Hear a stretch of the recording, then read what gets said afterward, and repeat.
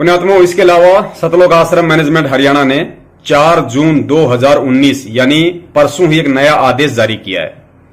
पीला पर्चा निकाला 3 पेज का। ये दास अभी स्क्रीन पे इसकी फोटोकॉपी डाल देगा, आप इसको देख लेना। वैसे दास आपको पढ़ के सुनाता है कि कितना मूर्ख बनाते हैं ये लोग संगत को। उआबाई बक्के क्या लिखा है इन लोगों ने? जय बंदी छोड़ की सतगुरुदेव की जय, दिनांक 4/6/2019। भाई जो गुरु वचन पर डट गए कट गए फंद 84 के। आगे लिखा है, सर्व संगत से निवेदन है कि कुछ भक्तों के मन में शंका उत्पन्न होती है कि कांग्रेस को वोट डालने के लिए क्यों कहा गुरुजी ने। आपको बता दें कि आज के दिन आरएसएस और बीजेपी परमात्मा की सबसे बड़ी दुश्मन है। पुण्यात्माओं, पहली बात तो दास, क्योंकि साथ साथ में दास ये कंसेप्ट क्लियर करता जाएगा। पहली बात तो आरएसएस या बीजेपी किसी की कोई दुश्मन नहीं है, ना उनकी परमात्मा से दुश्मनी नहीं है। जब वो जानते नहीं है कि परमात्मा कौन है तो पुण्यात्माओं विचार करो दुश्मनी किससे करेंगे वो। क्या कांग्रेस वालों को, क्या बीजेपी वालों को पता है कि भाई कबीर जी भगवान है, या आरएसएस वालों को पता है कि कबीर जी भगवान है? तो पुण्यात्माओं, जब उनको परमात्मा का नहीं पता है कि परमात्मा है कौन, तो विरोध किसका करेंगे? तो पहली बात तो ये बात गुरुजी लिख नहीं सकते, इन गद्दारों ने अपने हिसाब से लिखी है। सुनिए आगे। आरएसएस का एजेंडा संत मत को खत्म करना और सभी को मूर्ति पूजा पर लगाकर काल के जाल में फंसाए रखना है। पुण्यात्माओं, यदि आरएसएस का फंडा इन लोगों के अनुसार यदि मूर्ति पूजा पर लगाना है तो इसका मतलब वो लोग फिर परमात्मा की भक्ति कहां रुकवाना चाहते हैं? क्योंकि फिर मूर्ति पूजा तो मतलब वो भी अपने अनुसार भक्ति करना चाहते हैं, वो भी मूर्ति पूजा कर रहे हैं जैसे हम लोग पहले करते थे। भगवान की आस्था उनमें भी है, तो फिर वो भगवान के विरोधी कहां हुए? वो तो खुद मूर्ति पूजा कर रहे हैं जो हम लोग पहले किया करते थे। मूर्ति चाहे विष्णु जी की हो, चाहे गणेश जी की हो, चाहे किसी की भी हो, हनुमान जी की हो, कर तो रहे ना वो लोग। इसका मतलब वो भी परमात्मा की भक्ति करते हैं। तो ये वाणी ऊपर वाली स्वतः ही यहां पे फेल हो जाती है कि वो परमात्मा के दुश्मन है। आगे इसमें लिखा है, आरएसएस और बीजेपी वालों ने कई राज्यों में कबीर परमात्मा के भक्तों पर मुकदमे बना रखे हैं, पुस्तक प्रचार करने से रोकते हैं। कांग्रेस वाले सभी परमात्मा के विरोधी नहीं हैं। कांग्रेस पार्टी व अन्य पार्टियां धर्म निरपेक्ष हैं। इस पार्टी में केवल भूपेंद्र सिंह हुड्डा, पूर्व मुख्यमंत्री हरियाणा, परमात्मा का दुश्मन था। अब बताओ पुण्यात्माओं, इन्होंने स्वयं लिखा है कि वो परमात्मा का पहले दुश्मन था। कौन? भूपेंद्र सिंह हुड्डा। अब आगे देखिए। अब भूपेंद्र सिंह हुड्डा ने क्षमा मांगी व गुरुजी से वोट का समर्थन मांगा। गुरुजी ने इसको माफ कर दिया व वोट देने का आदेश दिया। इन लोगों के अनुसार भूपेंद्र सिंह हुड्डा पहले परमात्मा का दुश्मन था, फिर उसने गुरुजी से क्षमा याचना कर ली और फिर गुरुजी ने उसको आदेश दे दिया संगत को, यानी इसको मैनेजमेंट वालों को, कि भूपेंद्र सिंह हुड्डा को वोट डाल देना। पुण्यात्माओं, पहली बात तो ये कि देखो हम भगत हैं पुण्यात्माओं, हम संत रामपाल जी महाराज जी के भगत हैं, हम बिना सबूतों की बात नहीं करेंगे। भूपेंद्र सिंह हुड्डा को संत रामपाल जी महाराज जी ने माफ किया या नहीं किया, इस बात को हम नहीं जानते। हम ये भी नहीं जानते कि भूपेंद्र सिंह हुड्डा कब जेल में गया, किसके साथ गया, उसने कैसे माफी मांगी, उसने फोन पे माफी मांगी या वो खुद जेल में जाके उसने माफी मांगी, किस तरीके से उसने माफी मांगी, कोई सबूत है इन लोगों के पास? क्या सतलोक आश्रम मैनेजमेंट वाले ये साबित कर सकते हैं कि भूपेंद्र सिंह हुड्डा ने गुरुजी से माफी मांगी है? वर्तमान में जेल में जाके मांगी है, तो जेल में किसके साथ गया, कौन से दिन गया, वो जेल का रिकॉर्ड हमें भेजाओ, क्योंकि जेल में जाएगा तो वहां पे ड्यूटी पे रजिस्टर में एंट्री होती है, वो सबूत हमें भेजो। और यदि फोन पे माफी मांगी है जो तुम कहते हो कि गुरुजी की जेल से ऑडियो आती है, तो वो रिकॉर्डिंग भेजो। तो भूपेंद्र सिंह हुड्डा ने कब और किस आधार से गुरुजी से माफी मांगी, हमें उसका सबूत दो। बिना सबूत के तुम्हारी बातें नहीं मानेंगे। बहुत तुम लोगों ने मूर्ख बना दिया हमें। और यदि उसने माफी मांग भी ली तो परमेश्वर का तो गुण है माफ करने का। मालिक कहते हैं दास गरीब दयालु हैं, डिगे बंधावे धीर, वो तो घोर से घोर पाप को भी माफ करता है। तो यदि परमेश्वर ने उसको माफ भी कर दिया तो परमेश्वर कभी भी उसको वोट डालने का आदेश नहीं देंगे। पुण्यात्माओं, यदि आप संत रामपाल जी महाराज जी को भगवान मानते हो, यानी कबीर साहिब मानते हो, आप यदि कबीर जी और संत रामपाल जी महाराज जी में कोई अंतर नहीं मानते हो, तो 1 मिनट के लिए आप सोच लो कि जेल में संत रामपाल जी महाराज जी नहीं बल्कि कबीर परमात्मा बैठा है साक्षात। तो अब आप विचार करो, क्या कबीर परमात्मा अपनी संगत को वोट डालने का आदेश दे सकता है? अगर नहीं दे सकता तो फिर यहां पे झूठ क्यों बोली जा रही है? आगे चलिए। गुरु जी का आदेश आया था बीजेपी को वोट नहीं देना है, यह पार्टी कबीर परमेश्वर के विश्व कल्याण की सबसे बड़ी दुश्मन है।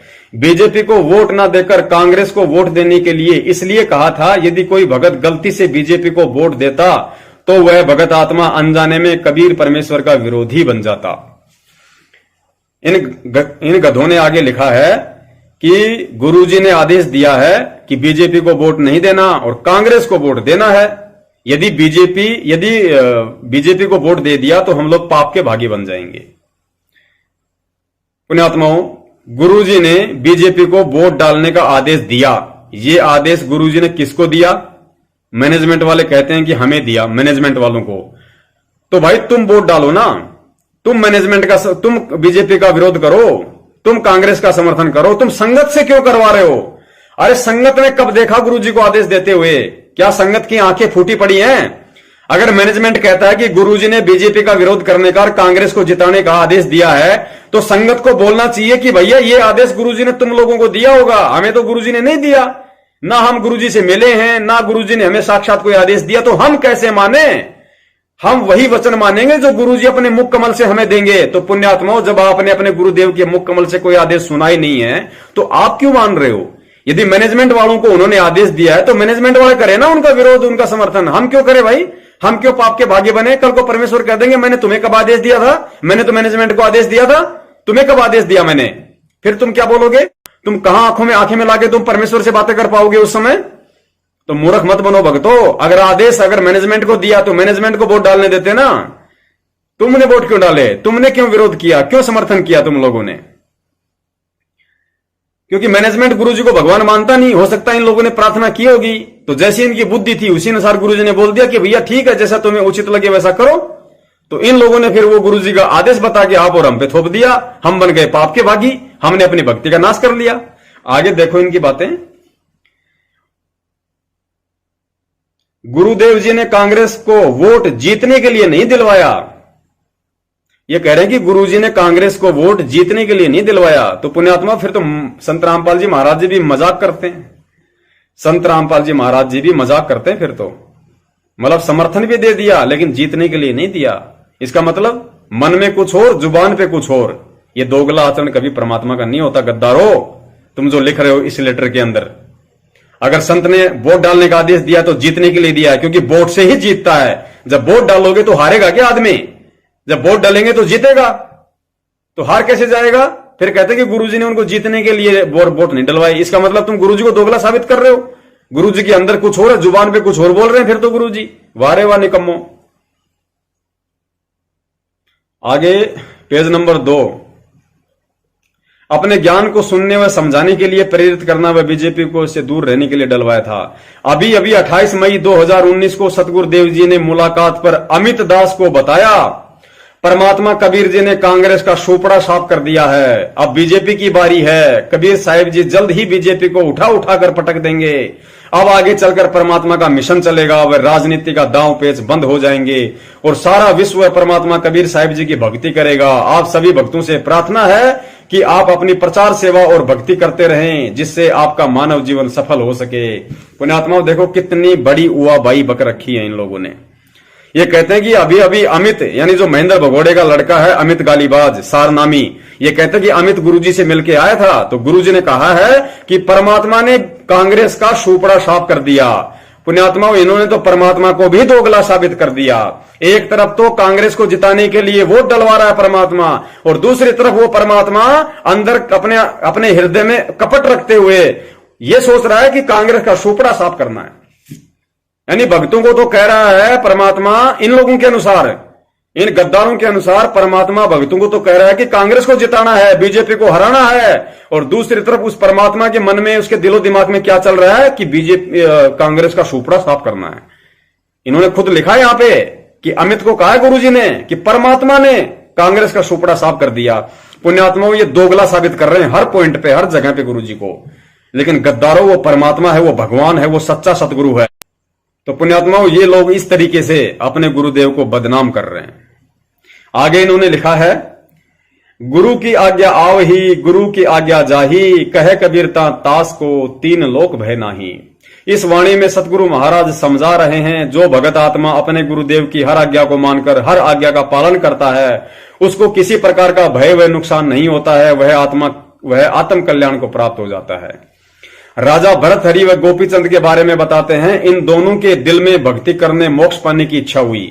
भरतहरि गोपीचंद ने गुरु गोरखनाथ से संपर्क करके दीक्षा प्राप्त करके प्रार्थना की तथा गोरखनाथ जी ने उन दोनों को अपना आदेश सुनाया। पुण्यात्माओं ध्यान से सुनना, क्या एग्जाम्पल दे रहे हैं ये लोग आपको मूर्ख बनाने के लिए। यानी जब हम लोगों ने इस आदेश का विरोध किया कि ये गुरु जी का आदेश नहीं हो सकता है कांग्रेस को वोट डालने का, तो इन लोगों ने गुरु जी का ही नाम लेके पीला पर्चा निकाला है और क्या एग्जाम्पल दे रहे हैं देखना, आप लोगों के दिलो दिमाग को चेंज करने के लिए। कि राजा भरतहरि व गोपीचंद के बारे में बताते हैं, इन दोनों के दिल में भक्ति करने मोक्ष पाने की इच्छा हुई। भरतहरि गोपीचंद ने गुरु गोरखनाथ से संपर्क करके दीक्षा प्राप्त करने की प्रार्थना की। तब गोरखनाथ जी ने उन दोनों को अपना आदेश सुनाया कि अलवर के राजा का किला बन रहा है, वहां जाकर के फ्री में जब तक मजदूरी करो तब तक किला ना बन जाए।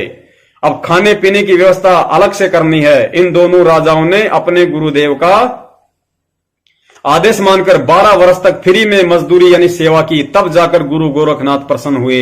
वह उनको शिष्य बनाकर उनका 3 लोक तक का मोक्ष करवाया। अब प्रश्न उठता है कि राजा के किले में मजदूरी करने का भक्ति से क्या लेना देना था। यह आदेश देने का उद्देश्य था कि मेरी आज्ञा का पालन करते हैं या नहीं। अगर गुरु जी की आज्ञा का पालन करेंगे तो गुरुदेव जी अपनी भक्ति का गूढ़ रहस्य बताते हैं, जो पालन नहीं करते वे वंचित रह जाते हैं। इसलिए समझदार भक्तों का कर्तव्य बनता है कि वह गुरु जी के आदेश का पालन करे, उसमें मीन में एक ना निकाले। जय हो बंदी छोड़ की। इन नालायकों ने घटिया उदाहरण यहां पे पेश किया है, संगत को मूर्ख समझते हुए कि हम जो भी कुछ बोलेंगे संगत मान लेगी। अब नहीं मानेगी संगत, अब संगत तत्व ज्ञान से उठ रही है। तत्व ज्ञान का जैक लगा रखा है परमात्मा ने। इन्होंने इस घटिया आदेश से बचने के लिए, जो इन्होंने गुरु जी के आदेशों की आड़ में आप और हमें सुनाया और हमसे वो घटिया कर्म करवाया, वोट डालने वाला और विरोध करने वाला, जब ये संगत ने इनसे सवाल जवाब करने शुरू कर दिए, इनका विरोध करना शुरू कर दिया कि तुमने कैसे आदेश बता दिए, गुरुजी ने कब राजनीति करवाई, कब आदेश दिए, तो इन्होंने भरतहरि और गोपीचंद जी वाला यहां पे एग्जाम्पल कोड कर दिया कि उस किले में जाके मजदूरी करने से भक्ति का क्या मतलब था। लेकिन वो गुरु का आदेश था, वो मानना था। पुण्यात्माओं, दास पहले भी जिक्र कर चुका है कि परमेश्वर कभी भी अपने मर्यादा और विधान के खिलाफ अपने बच्चों से कोई काम नहीं करवाते हैं। गोरखनाथ जी ने अगर अपने शिष्यों को यह आदेश दिया था तो इसमें कोई दिक्कत वाली बात नहीं थी। उन्होंने कोई राजनीति नहीं करवाई। उन्होंने से गोरखनाथ जी ने भरतहरि गोपीचंद जी से राजनीति नहीं करवाई कि 2 राजाओं का युद्ध हो रहा है और तू उस राजा की सेना में जाके शामिल हो जा, तू भी 20-30 को मार। यह आदेश नहीं दिया था। उनको आदेश दिया था उनका भरतहरि जी का और गोपी जी का विश्वास देखना चाहते थे कि मेरे ऊपर इनका कितना विश्वास है। क्या वास्तव में ये भक्ति करना चाहते हैं? क्या वास्तव में इनको मोक्ष की इच्छा है? क्योंकि बिना गुरु के आदेश की पालना के मोक्ष नहीं हो सकता। लेकिन गुरु ये नहीं कहेगा कि तू शराब पीने लग जा, मेरा आदेश है, तू वो काम करने लग जा। जो परमेश्वर के भक्ति विधान के खिलाफ है वो आदेश परमेश्वर नहीं देते हैं, और यदि देते हैं तो उसमें बहुत गहरा राज होता है, उसमें उस भगत की परीक्षा होती है। तो ये तो नॉर्मल सी बात है। अगर गोरखनाथ जी ने अपने शिष्यों को आदेश दिया था तो इसमें कौन सी बड़ी बात हो गई। अगर हमें भी संत रामपाल जी महाराज जी कभी आदेश दे तो हम भी जाएंगे, हम भी ये काम करेंगे उनके दया से, ऐसी कोई बड़ी बात नहीं है। लेकिन यहां पे ये एग्जाम्पल देके संगत का ध्यान भटकाना ये गलत बात है। और दूसरी बात, पुण्यात्माओं, भरतहरि और गोपीचंद जी को गोरखनाथ जी ने साक्षात आदेश दिया था, आमने सामने साक्षात्कार रूप में आदेश दिया था। अब बताइए, गुरुजी ने कब और किसको संगत में से साक्षात्कार आदेश दिया? किसको सामने खड़ा होकर आदेश दिया कि तू बीजेपी को हरा और कांग्रेस को जिता? तो हम क्यों विश्वास करें? किस पे विश्वास करें? हम क्यों माने भाई? गोरखनाथ जी ने तो साक्षात आदेश दिया था, आमने सामने, दोनों के चेहरे दिखाई दे रहे थे उनके। तो हमें गुरुजी ने कब आदेश दिया आमने सामने कि बच्चा तुम जाओ कांग्रेस को जिताओ, बीजेपी को हराओ? हमें कब आदेश दिया भाई? तो हम क्यों माने भाई? क्या गोरखनाथ और भरतहरि जी इसी आदेश को मान लेते? यदि गोरखनाथ जी किसी दूसरे व्यक्ति के माध्यम से ये बात कहलवाते तो कभी नहीं मानते। वो ज्ञानी व्यक्ति थे, उन्हें पता था, उन्हें परमात्मा के विधान का पता था कि जब तक ना देखे निज नैना तब तक ना माने गुरु के बहना। यानी अपने गुरु के आदेशों की भी तब तक पालना मत करो जब तक आपका गुरु आपको साक्षात वो आदेश ना दे। जब तक आप अपनी आंखों से उन आदेशों को देते हुए ना देखो, अपने कानों से ना सुनो, तब तक ये कबीर परमात्मा की वाणी है। खुद बंदी छोड़ जो भक्ति करवाता है, उसकी वाणी है ये। तो बताओ पुण्यात्माओं, आपने कब देखा, अपने कानों से कब सुना, अपनी आंखों से कब देखा अपने गुरुजी को आदेश देते हुए कांग्रेस को जिताने के लिए और बीजेपी को हराने के लिए? तो यहां पे इस तरह के जो घटिया जो पीले पर्चे संगत में डाले जा रहे हैं और संगत इनकी पूंछ पकड़ के सतलोक जाना चाहती है, तो भाई आप लोगों की मर्जी। फिर हमारा काम तो भोंकना है, जबरदस्ती का काम नहीं है हमारा।